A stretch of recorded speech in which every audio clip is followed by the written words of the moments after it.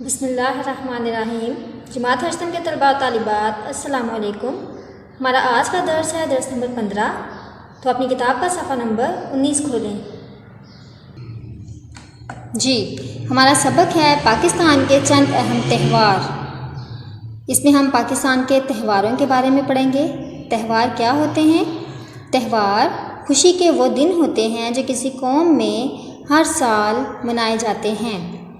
ان کا تعلق کسی نہ کسی تاریخی واقعے سے ہوتا ہے۔ یہ تہوار مختلف اقسام مذہبی ہیں، علاقائی، ثقافتی، صوبائی، ہر طرح کے ہوتے ہیں۔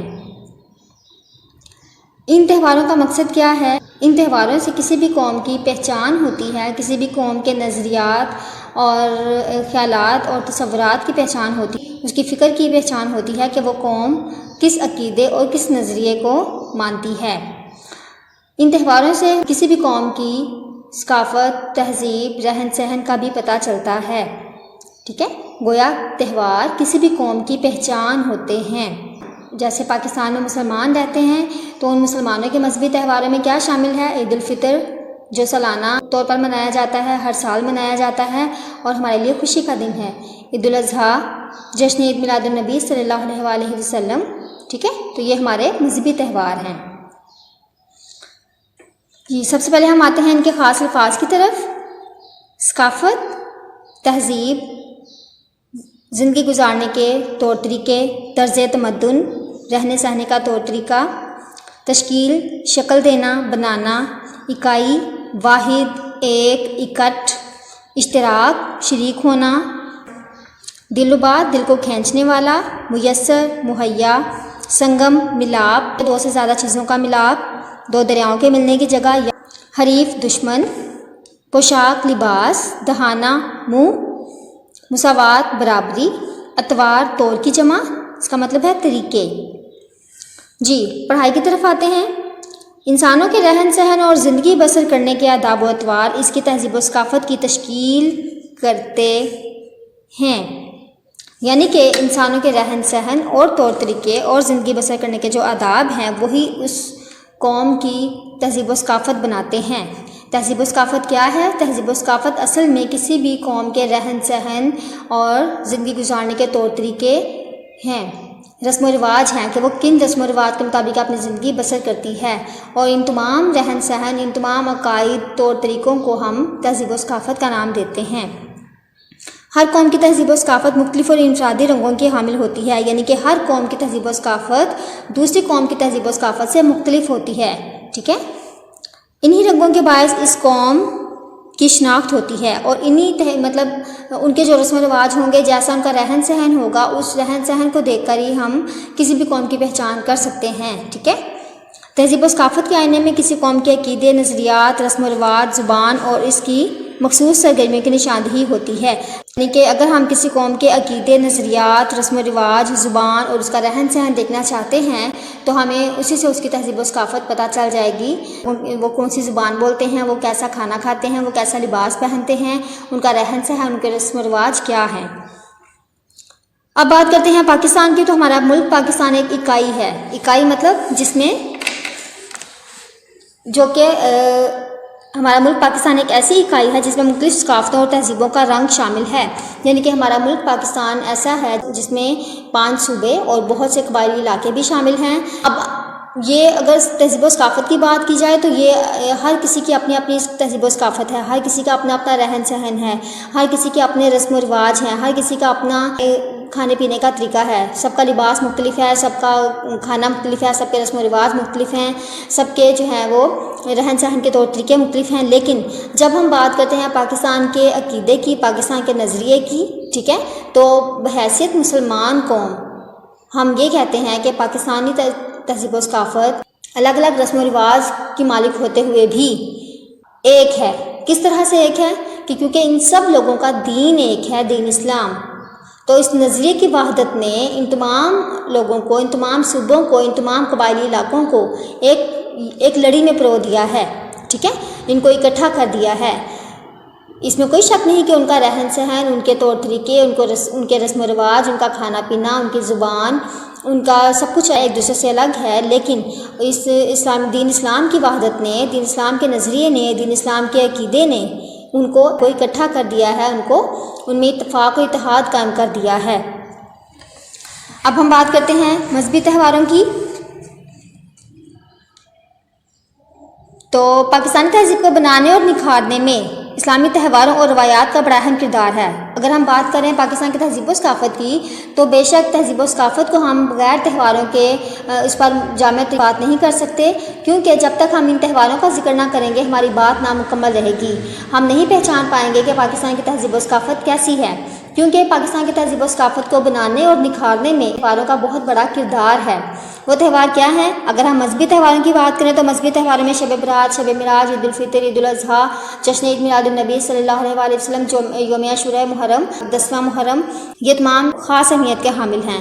اور اگر ہم غیر مسلموں کی بات کریں، چونکہ پاکستان میں مسلمانوں کے ساتھ ساتھ غیر مسلم بھی رہتے ہیں، تو غیر مسلموں کے تہواروں میں کرسمس یعنی کہ حضرت عیسیٰ علیہ السلام کی پیدائش کا دن، اس کے بعد دسہرہ اور دیوالی یہ ہندوؤں کی رسومات ہیں، تو وہ اپنی رسومات ادا کرتے ہیں۔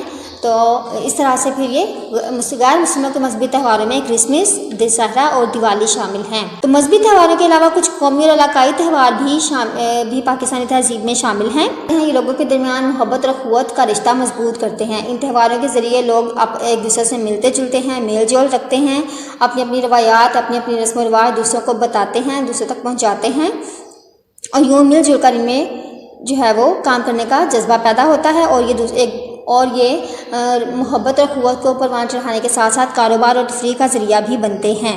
تو آج ہم اس سبق میں پاکستان کے ثقافتی تہواروں میں سے چند کی تفصیل بیان کریں گے۔ سب سے پہلا ثقافتی تہوار ہے لوک ورثہ کا میلہ۔ کہ لوک ورثہ کا میلہ کہاں منعقد کیا جاتا ہے؟ اسلام آباد میں ایک ادارہ قائم کیا گیا ہے جس کی یہ ذمہ داری ہے کہ وہ ہر سال اکتوبر کے پہلے ہفتے میں لوک ورثہ کا میلہ منعقد کرتا ہے۔ اس میلے میں رنگا رنگ تقریبات کا اہتمام کیا جاتا ہے۔ پاکستان کے مختلف صوبوں کی دستکاریوں اور گھریلو صنعتوں کی نمائش کی جاتی ہے، اور اس میں جو ہے پورے پاکستان سے لوگ اپنے ہاتھوں سے تیار کی ہوئی اشیاء کو نمائش کے لیے بھجواتے ہیں، ٹھیک ہے۔ اس کے بعد اس میلے نے دنیا بھر میں بہت شہرت حاصل کر رکھی ہے، اور اب تو 20 سے زیادہ ممالک جو ہیں وہ اس میلے میں شرکت کرتے ہیں، اپنی دستکاریاں وہاں سے بنا کر اس میلے میں بھجواتے ہیں نمائش کے لیے، پھر لوگ ان کو پسند کرتے ہیں اور پھر خریدتے ہیں۔ میلہ مویشی کی جمع ہے، جس کا مطلب ہے چوپائے، یعنی کہ 4 ٹانگوں والے جانور۔ تو مویشی میں چونکہ گائے، بھینس، بھیڑ، بکریاں، گھوڑے، ان چیزوں کی نمائش کی جاتی ہے، تو یہاں پہ ہم اس بارے میں ہی پڑھیں گے۔ پاکستان بنیادی طور پر ایک زرعی ملک ہے، ٹھیک ہے۔ آپ سب کو پتہ ہے کہ پاکستان کا تعلق زراعت سے ہے، اور زراعت کے پیشے کو بخوبی ترقی دینے کے لیے ہمیں اپنے زراعت کے کام کے ساتھ ساتھ ہمیں جانوروں اور بھیڑ بکریوں کو بھی پالنا پڑتا ہے، اور پاکستان کے لوگوں کی ایک بڑی تعداد اعلیٰ نسل کے مویشی اور بھیڑ بکریاں پالتے ہیں، اور مختلف سطح کے مویشیوں کے میلے تفریح کا ذریعہ بھی بنتے ہیں، اور یہی وجہ ہے کہ وہ میلوں کے ذریعے ان بھیڑ بکریوں کی نمائش کرتے ہیں۔ ان کو جو ہے وہ اعلیٰ نسل کے جانور ان میلوں میں لائے جاتے ہیں، اور پھر لوگ یہاں پہ خرید و فروخت کا سلسلہ جاری رکھتے ہیں۔ اور پاکستان کا میلہ مویشیاں ہر سال فروری کے آخری ہفتے میں پاکستان کے دل لاہور میں منعقد کیا جاتا ہے۔ یہاں پہ لوگ اپنے اعلیٰ نسل کے جانور لاتے ہیں نمائش کے لیے، اور اس میلے میں بیلوں کی دوڑ، گھڑ سواری، نیزہ بازی اور اونٹوں کے رقص کے علاوہ پولو میچ، جمناسٹک کے مظاہرے اور دیگر رنگا رنگ ثقافتی پروگرام بھی شامل ہیں۔ مطلب لوگوں نے جو چیزیں گھر میں تیار کی ہوتی ہیں ہاتھ سے، ان کے اسٹال لگائے جاتے ہیں۔ رات کے وقت آتش بازی کا خوبصورت مظاہرہ اس میلے کی رونق بڑھا دیتا ہے۔ اس میلے میں فوجی پریڈ اور مختلف علاقوں کے رقص بھی پیش کیے جاتے ہیں، جن کو لوگ دلچسپی اور شوق سے دیکھتے ہیں۔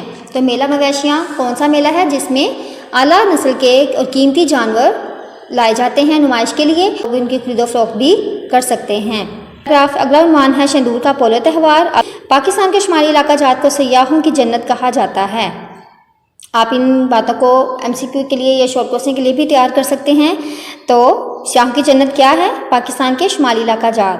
اب انہی میں سے ایک ہے شندور، ہے گلگت اور چترال کے درمیان شندور کا درہ کہتے ہیں 2 پہاڑوں کے درمیان کی جگہ۔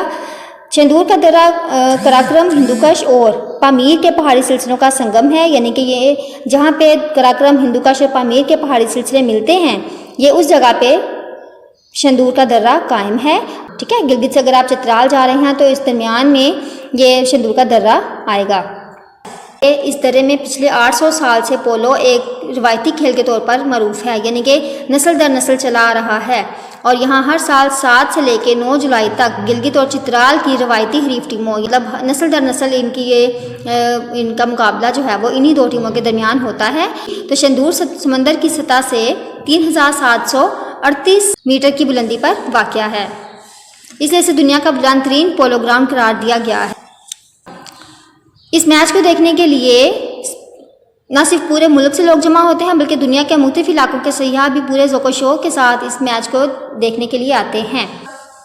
میلے میں پولو میچ کے علاوہ کوہ پیمائی کا مطلب پہاڑوں کو سر کرنا، قریبی ندیوں اور دریاؤں میں مچھلی کے شکار اور گھڑ سواری کے مقابلے بھی منعقد ہوتے ہیں۔ گلگت بلتستان کے فنکار اور دستکار بھی اس میلے میں شریک ہو کر اپنی دستکاریوں کی نمائش کرتے ہیں اور رونق میں اضافہ کرتے ہیں۔ اس کے بعد یہاں پہ گھریلو دستکاریوں کی نمائش ہوتی ہے، پوشاکوں، شالوں اور کپڑوں پر نفیس کڑھائی کے کام کی نمائش کی جاتی ہے، یعنی کہ اس میلے میں ان شمالی علاقہ جات کی موسیقی اور ان کے پسندیدہ رقص جو ہوتے ہیں وہ بھی پیش کیے جاتے ہیں، اور لوگ یوں اس میلے میں آنے والے لوگ بہت دلچسپی سے اس میلے میں شرکت کرتے ہیں۔ سبی میلہ، اب یہ سبی کہاں ہے؟ درۂ بولان کے دہانے پر آباد ایک قدیم شہر ہے، ٹھیک ہے، سبی بلوچستان کا قدیم شہر ہے جو کہ درۂ بولان کے دہانے پر آباد ہے۔ یہ شہر کوئٹہ سے 3 گھنٹے کی مسافت یعنی کہ 3 گھنٹے کے فاصلے یا 3 گھنٹے کے سفر پر جنوب مشرق کی طرف واقع ہے۔ یہاں ہر سال 15 فروری کو ایک شاندار ثقافتی میلہ منعقد ہوتا ہے۔ پاکستان کے قومی تہواروں اور میلوں میں سبی میلہ بھی اپنی مقبولیت کے باعث نمایاں مقام رکھتا ہے، اور اس میلے کی روایت بھی 1 صدی سے زیادہ، 1 صدی میں کتنے سال ہوتے ہیں؟ جی ہاں، 100 سال، تو اس میلے کی روایت بھی 100 سال سے زیادہ عرصے پر محیط ہے۔ یہ میلہ پہلی بار 1885 میں منعقد ہوا۔ اس میلے میں پورے پاکستان سے شائقین اکٹھے ہوتے ہیں، یعنی کہ شوق رکھنے والے۔ اعلیٰ نسل کے جانوروں کی نمائش اور مختلف ثقافتی پروگرام اس میلے کی رونق اور دلکشی کو بڑھاتے ہیں۔ میلے میں قبائلی ملبوسات یعنی کہ قبیلے میں پہنے جانے والے لباس اور دستکاریوں کی نمائشیں بھی ہوتی ہیں۔ مخصوص علاقائی رقص اور ناچ بھی پیش کیے جاتے ہیں، یعنی کہ ہر علاقے کا ایک مخصوص موسیقی اور رقص ہوتا ہے جو اس علاقے کے ذوق کی پہچان ہوتا ہے، ان علاقائی رقص کو بھی پیش کیا جاتا ہے۔ اب یہ تو ہم نے بات کی کچھ اہم ثقافتی میلوں کی، اور مصنف یہاں یہ بتا رہے ہیں کہ ان علاقائی اور قومی تہواروں کے علاوہ بھی میلے اور تہوار منعقد ہوتے ہیں۔ آپ جانتے ہیں کہ پاکستان 99% لوگ مسلمان ہیں، اسی وجہ سے وہ صوفیہ کرام اور ولی اللہ اور بزرگان دین کے لیے اپنے دل میں بہت عقیدت و احترام رکھتے ہیں، اور ان کے مزاروں پر سالانہ عرس کا انعقاد کرتے ہیں۔ ان عرسوں پر بھی مختلف تقریبات منعقد کی جاتی ہیں، اور یہ عرس بھی لوگوں کے آپس میں میل جول کا ایک اہم ذریعہ ہے۔ ان عرسوں اور میلوں سے بھی لوگ ایک دوسرے کے قریب آتے ہیں، اور ایک دوسرے کے طور طریقوں اور رسم و رواج سے بھی وہ لوگ آشنا ہوتے ہیں۔ یوں یہ تہوار کسی قوم کی پہچان ہونے کے ساتھ ساتھ اس قوم کے لوگوں میں رشتہ اخوت اور رشتہ مساوات کو مضبوط کرنے میں اہم کردار ادا کرتے ہیں۔ جی بچوں، جو ہماری اس سبق کی پڑھائی مکمل ہوئی، اس کے تمام مشکل الفاظ کا مطلب کتاب پر لکھنے ہیں آپ نے پینسل سے۔ یہاں پہ جتنے الفاظ میں نے اس سبق کے دیے گئے ہیں، آپ نے یہ تمام الفاظ میں نے اپنی کاپی میں لکھنے ہیں۔ اگلے درس تک کے لیے اپنا خیال رکھیے گا۔ اللہ حافظ۔